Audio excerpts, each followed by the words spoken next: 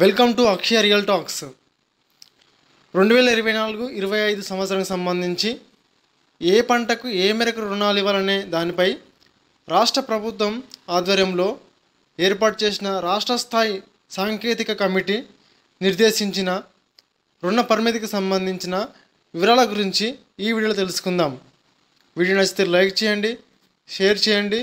మీకు ఉపయోగపడే మరిన్ని వీడియోల కోసం మన ఛానల్ సబ్స్క్రైబ్ చేయండి. రాష్ట్ర ప్రభుత్వ ఆధ్వర్యంలో ఏర్పాటు చేసిన రాష్ట్ర స్థాయి సాంకేతిక కమిటీకి వ్యవసాయ శాఖ కార్యదర్శి రఘునందన్ రావు చైర్మన్గా, అదేవిధంగా టెస్కాప్ ఎండి మురళీధర్ కన్వీనర్గా ఉన్నారు. కమిటీ చైర్మన్ అధ్యక్షతన రాష్ట్ర ఆర్థిక, వ్యవసాయ, పశుసంవర్ధక, మత్స్య శాఖల అధికారులు గత నెల 13న సచివాలయంలో నాబార్డ్ రాష్ట్ర స్థాయి బ్యాంకర్ల కమిటీ, రాష్ట్ర సహకార బ్యాంకు ప్రతినిధులతో సమావేశం ఏర్పాటు చేశారు. విత్తనాలు, ఎరువులు, పురుగు మందుల ధరలు, పెరిగిన రవాణా ఛార్జీలు, కూలీల ఖర్చులు మొదలైన అంశాల ప్రాతిపదికన ఏ పంటకు ఏ మేరకు రుణాలు ఇవ్వాలనే దానిపైన విస్తృతంగా చర్చించారు.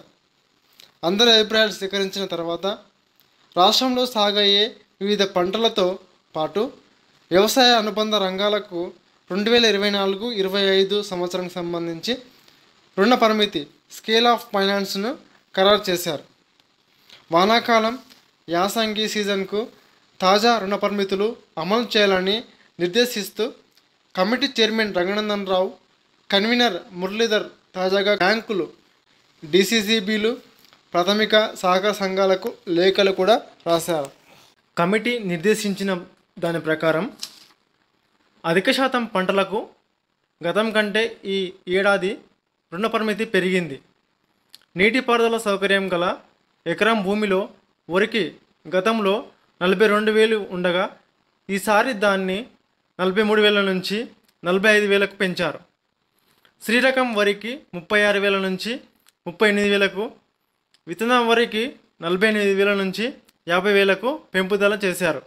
జొన్నకు గతంలో 17 నుంచి 19,000 ఉండగా ఈసారి 18 నుంచి 20,000కు పెంచడం జరిగింది.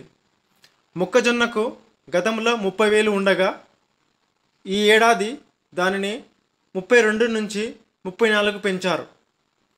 పత్తికి గతంలో 42 నుంచి 45,000 ఉండగా ఇప్పుడు 44 నుంచి 46,000కు పెంపుదల చేశారు. పొద్దుతిరుగుడు అంటే సన్ఫ్లవర్ గతంలో 26 నుంచి 25,000 ఉండగా దానిని కమిటీ 27 నుంచి 29,000కు పెంచింది. చెరుకు గతంలో 75 నుంచి 80,000 ఉండగా ఇప్పుడు 78 నుంచి 80,000కు చేశారు.